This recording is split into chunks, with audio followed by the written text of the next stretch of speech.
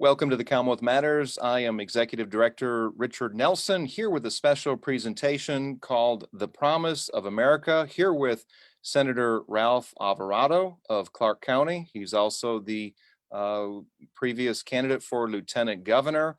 Ralph has a fantastic story about the Promise of America and how it impacted his family there. Ralph, welcome to the Commonwealth Matters program. No, thanks for having me on the show, man. This is great. Yeah. Hey, we were just talking the other day a little bit about your story and your perspective. And here, as we get close to the Independence Day holiday, I thought it was so fitting to have the son of immigrants who has experienced the American dream, who has learned from both his parents, and you've got your mother came from Argentina, your father from Costa Rica. They came here in their mid-40s searching for a better life. They were searching for a better future for you, a better future for their family. And I was so inspired, and I've heard your story a couple times, but I just thought that the rest of the listeners out there, more Kentuckians, really should hear it, because often, Ralph, we hear the negatives. We hear what's wrong with America, and we have made mistakes. Let's be frank. America has made mistakes, but it's interesting because there's always been course correction.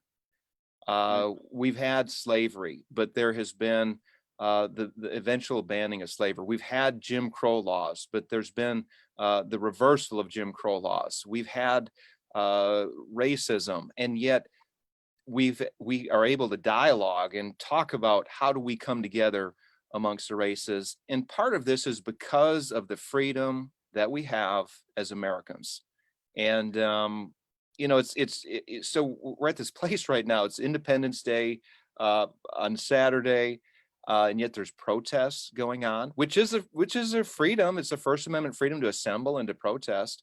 But then you see the protests going overboard to where statues are being torn down, not just of Confederate generals, which, by the way, tearing down any statue is not the proper way to go about it. But you're seeing the tearing down of other historical figures, Columbus. In fact, Columbus, Ohio, just removed 2 statues of Christopher Columbus from public places there. I'm wondering if they're going to rename the city. It's named after Christopher Columbus.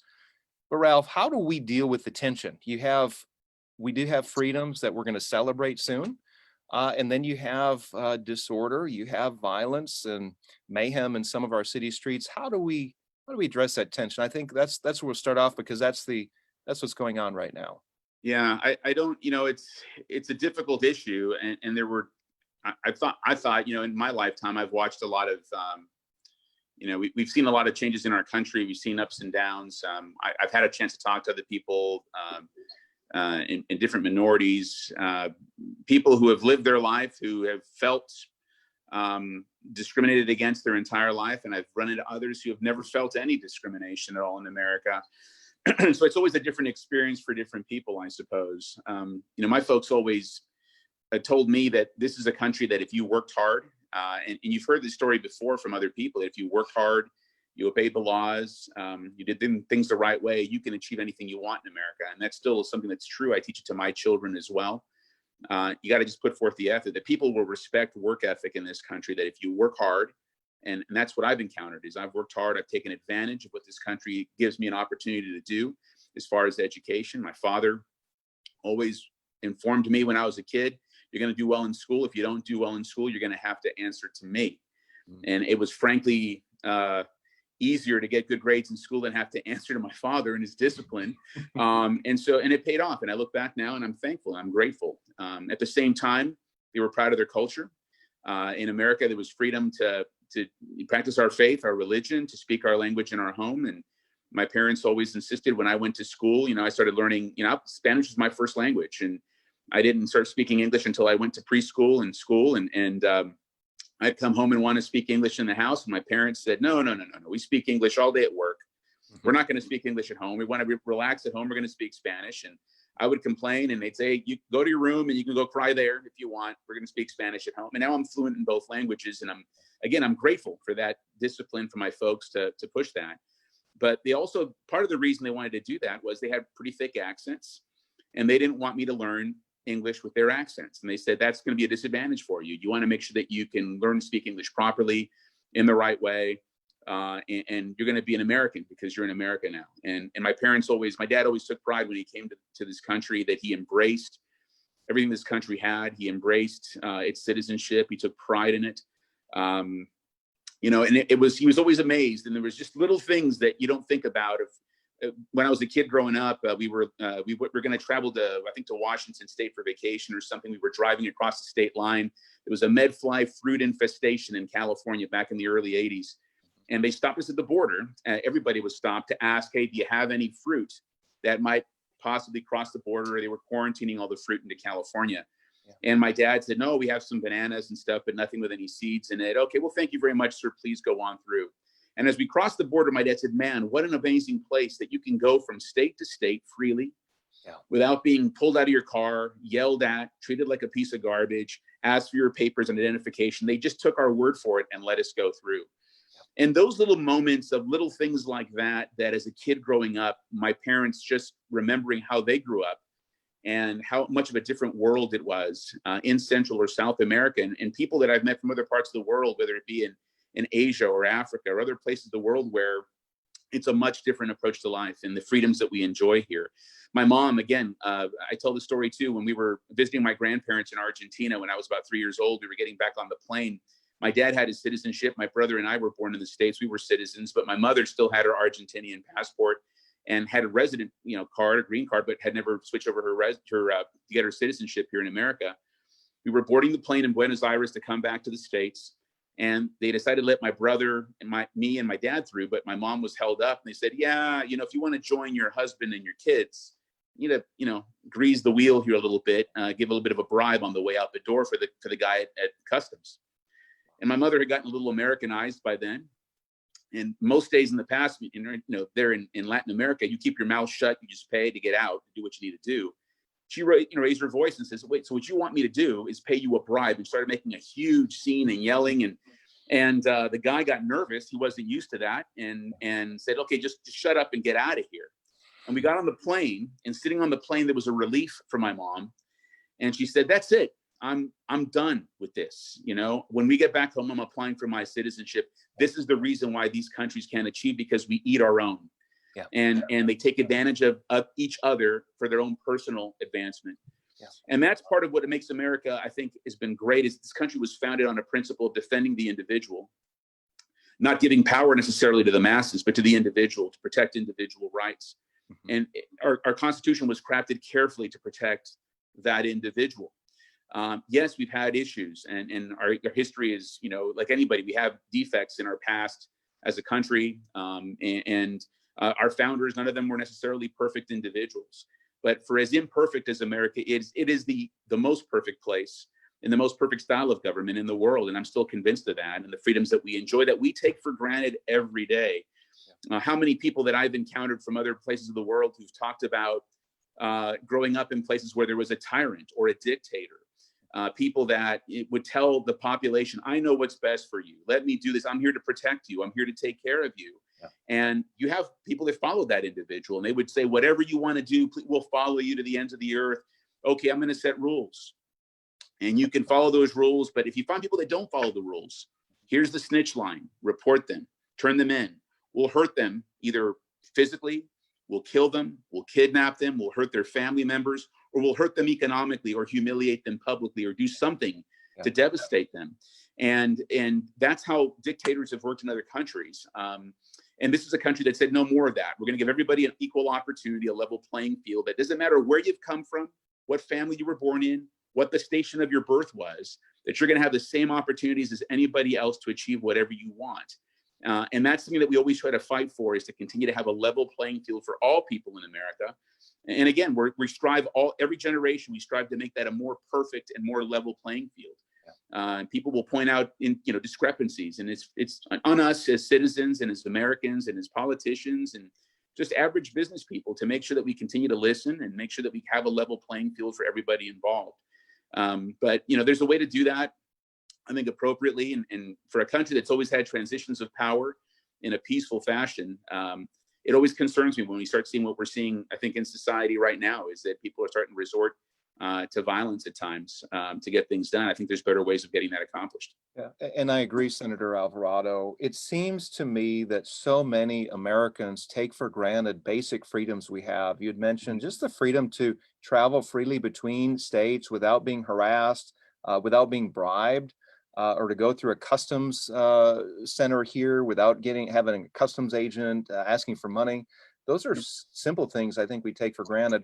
At Oh, the yeah. same time, it almost seems that so many Americans, too many Americans, or maybe it's just a small group that's a vocal minority, is looking for a strong man. It's almost like they're looking for an authoritarian figure to lead us through this time. And that's not what America's about. I mean, how would you address that? Those who think that we should curtail individual liberty in favor of a strong central government, a strong central figure that would fix it according to their worldview. How would you address that? Those who are clamoring for that. I think of the protesters in Seattle, the far left protesters resorting to lawlessness, would be very happy with a dictator-like person, so long as they would achieve what their goals are. How would you address that? So, I mean, we've had examples of that throughout history. I mean, we can just, again, look back at history and see that we're more advanced technologically in this day and age around the world. But human nature is no different than it was 2,000 or 4,000 years ago. People are the same. Yeah. Our desires are the same. We want, the same things in life today as we did back then. And we've got examples of what kings would do and what dictators would do, what monarchies and those styles of government, that America was an experiment to get away from those things. And the whole world has looked at us and our style of government and realized, and people achieved to be what we are here in America because of the style of government we have. When you have, you've had kings and czars and people from different parts of Europe that have had styles of government where they've said, hey, I'm here for you. And some of them have been beloved individuals. The problem is when you get someone who is not a beloved individual, they always say an efficient style of government is to have a benevolent dictator. That sounds great, but there's no freedom in that for individuals either. And we value our freedom in America. We broke away from, a monarchical society. We said that's not what we want to have. We wanted to say, can people govern themselves? And that's what we've done here, is to govern ourselves. To desire somebody who's a strong figure, to say we're going to have this one individual lead us, to have the power ever concentrated in one individual or in a very, very small group I think is dangerous, because people will have ulterior motives and they'll take advantage of others. And that's what we see in most of the world today. And it doesn't work. What we have, again, it's not perfect. No style of government is perfect, but it is the most perfect, I guess it's the least imperfect style of government, I guess, around the world is how I would view America. And we've got too many examples, and you have to have some amount of law and order. Again, anarchy doesn't work either. Right. That becomes more of an animalistic society at a point in time. If you want to have, we all cherish safety. We all cherish to have some balance in society, and again, to have that level playing field. If you have people that are going to have anarchy, you're not going to have a level playing field. The people that are stronger and younger and have more resources are going to dominate those who don't, and it gets very dangerous for that individual. You protect the masses, but you don't protect the individual.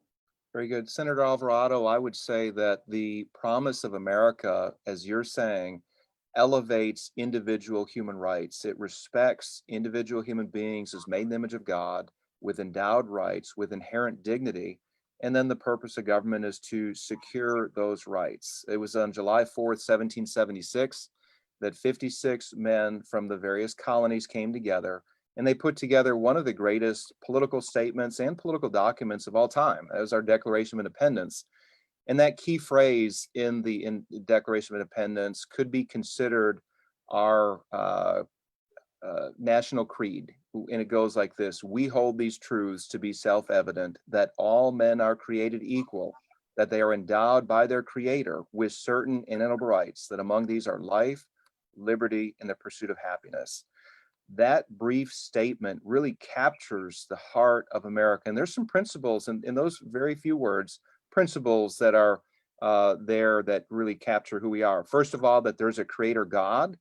Secondly, that he endows each of us with inalienable rights. And then if you read to the next sentence in the Declaration, it says that the purpose of government is to secure the inalienable rights among men. The idea that our rights come from God and not government was a very new idea. You know, Right. in previous generations, in most of the history of the world, your rights, your freedom came from the government. And our founding fathers said, no, these freedoms, these rights are inherent in all mankind. Doesn't matter your skin color, doesn't matter your ethnicity, doesn't matter if you're a man or a woman. We all have inherent rights. And then the most liberal thing, and I use that in the truest sense of the term, but the most liberal thing that the founding fathers did was to take power from the government and to empower people, and to say, government, your job is to secure the rights of the people. The limitations on government are we're gonna demarcate those, which are in the Constitution. 11 years later, they came together and put together the Constitution. But it was a radical liberal experiment, and I use that in the term not the way liberal is used today, but if you think about it, the American experiment has been remarkable, not just because of the political framework that was put together, but because of the results of it too. You look at the progress we've made here, the economic prosperity that was created, the dreams that people were able to pursue, like your parents. They were able to pursue their dreams in this country that they weren't able to pursue back in their homeland. And I'm afraid, Senator Alvarado, that we are forgetting what America's about and what it still offers today. Do you see a remedy, or is there, how do you speak to that younger generation that might be discouraged or say, yeah, the American dream doesn't work for me? What would you say to them? Yeah, I think there's a lot of people out there who think that government is meant to guarantee them happiness, and it's not. It's meant to guarantee them the pursuit of happiness, right? To give you that opportunity. We're not all guaranteed the same results, but we're all guaranteed the same opportunity. And I think that's one thing that we're seeing a change in the generational mentality, that they think everyone should be be guaranteed the same results in life, and that isn't always the case, unfortunately. But America gives you that opportunity, that you can come from a family that isn't amongst of the wealthy or influential, like you used to be in Europe, where you had to have money or you had to have very influential parents to achieve. That's why you're seeing, you've seen some stories in the press about people who've tried to do that here in America, to use their influence to help their children get ahead and hop ahead in line, and they've been prosecuted. And that's criminal, because we don't respect that in American society. That doesn't matter how influential your parents are, or how much money, or how much wealth, or what your last name was, that you can achieve success here based on your own merit and based on your own effort and your own work. You just got to have a level playing field. There are some who claim they don't have that. I think we always strive every generation to improve that, to level that playing field. But the results are not guaranteed to be the same. And so I think that's one of the things, I think, as a society. I think also this country used to be a lot better at being able to, disagree on issues and still recognize that we're all on the same team, that we're all Americans. And we've become very polarized as a country, that if someone has had a position in the past, it's interesting how some people may have had a position on a particular issue, and you hear a politician who claims that they've evolved on that issue, and everybody shrugs their shoulders because they like them politically and say, well, they've they support my position now, so that's okay. But if you're on the wrong political team, even though that person may have evolved, they want to dislike them, and they're going to hold them to their position of the past. Yeah. And as a country, I think we have to understand this country has evolved. I mean, the Constitution has had some fluidity, and that this country has adapted, and we had an amendment process that has changed what our Constitution is and our basic beliefs in our country. That because of that, we've been able to adjust with the times and change, and our country evolves with that. There are people that are looking back in history, and people that may have changed their minds during their lifetime, but they may have had a bad experience at some moment, and they want to hold them to that sin and never forgive them and never allow them to move forward on that issue. As a country, people want to remain and just keep focusing on the past and what we've had instead of moving towards the future. And I think we have to learn in this country to forgive. We have to learn in this country to look at people and to try to coax them to evolve. Debate was an attempt to try to gain one person to come towards your position and your way of thinking, instead of saying, you don't agree with me, I'm going to hate you and I'm going to try to destroy you. And that's what we're starting to see, is an unwillingness to talk to others who might have a differing, position or standpoint than we have. And instead of learning about them, why do they think that way, understanding it, trying to collaborate with them on issues that we do have agreement on, it's, you don't agree with me on this thing, I'm going to dislike you. And hate is beginning to abound in America. And that's something that we just did not have with each other until we learned to disagree in an agreeable fashion, have conversations, try to understand each other, and move forward. I think that's part of the problem. And people are just starting to exhibit that. And with hate comes violence and destruction of each other, and with the understanding that we're all Americans and that we're all on the same team. Good word, Senator Alvarado. And you experienced some of that personally when you were running for office. You've run a number of times for the state house, and of course now you eventually made it to state senate, but you've experienced that firsthand.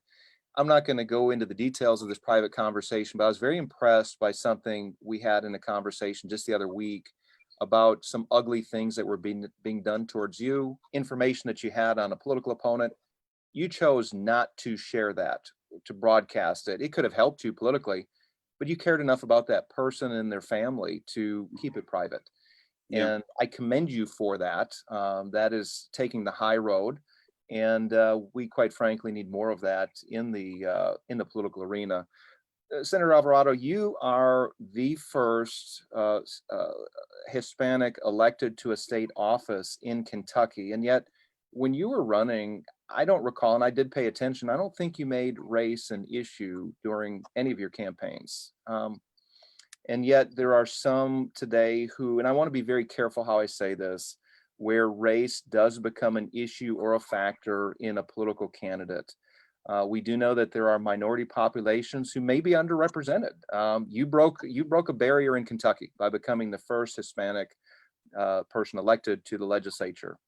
But how can conservatives address that, emphasizing, and I do believe that they do care about minorities, they care about women, all people. How do they get that message across without making race or gender an issue in a campaign? Yeah, I mean, and that's always a big topic. I mean, I've just joined with a gentleman named OJ Olika. I don't know if you know OJ. OJ, He was great on our guy. program. I'm sorry to interrupt. He was on our program here a couple weeks ago. So Yeah. yeah, good friend, good So man. he's formed the anti-racism kind of coalition. I've joined that with him as well as part of that organization. And I think as Republicans, let's face it, our party was founded out of the basis in the idea of equality. And somehow media and others and political opponents want to label the party something different. So from a conservative and a Republican standpoint, I take pride in knowing that we were the party of Lincoln. We were the party to abolish slavery. We were the party of trying to achieve equality and live up to what our Constitution says and what our Declaration of Independence says. I think we need to be more vocal. Individuals that are like myself, who I don't want people necessarily voting for me because I'm brown. I don't want people voting for me or showing any pity, or I don't need that. I'm proud of what I am. My parents always instilled that pride. I'm proud of my culture. I think it's a fun culture. I think Hispanic, the language is fun. Culture is fun. We play hard and we work hard. And I take a lot of pride in that. I've had a chance to talk to a lot of students out there, both in very liberal groups and in very conservative groups like Turning Point, and then groups like the ACLU. And they've invited me to come and speak to young Latinos that might be conservatives or liberals. And what I've told them all is the same advice, is to, in this country, to know what you believe in, to know that, be able to defend those values and your ideas to others, and to be sound in that. If you're not certain on certain issues, to open your ears and listen to others and listen to the ideas, but not to be boxed in based on what the media tells you should be, that they say, oh, you look this way, or you sound this way, or your parents or your last name is this or that, therefore you must belong to this party or that party. Know what that party stands for, know what your beliefs are. If your beliefs align with that, then fine. Know what you are and believe it.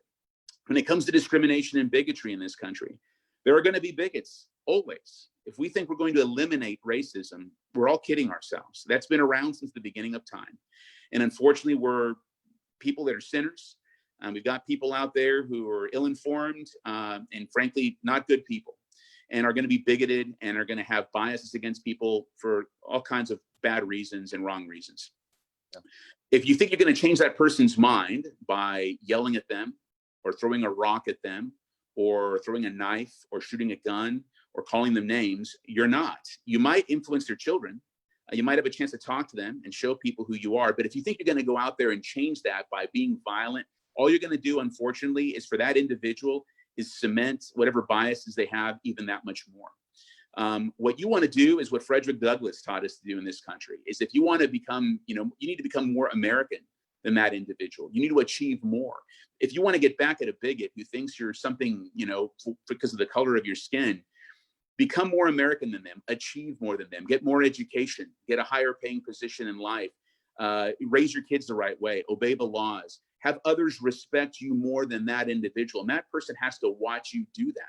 And that, to me, is, if you want to get revenge on somebody, that's the ultimate revenge. And in so doing, you elevate yourself, you elevate your family, you elevate your community, your state, and your country, and you can achieve bigger things. And with time, we all become better, and that person is more American than the person who holds that bias. And so I try to reissue that and pound that into them all the time. That's how I've lived my life. I don't have to tell people. Can look at me and they know that I've got a different ethnic background. I take pride in it.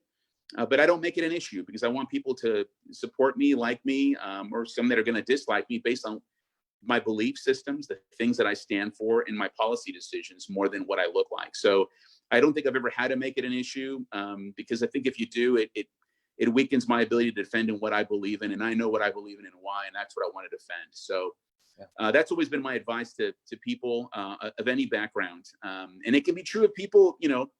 You got a lot of people that are in Eastern Kentucky that grow up in very poor white homes that might talk a certain way, and people will discriminate against you in other parts of the country for the same purpose.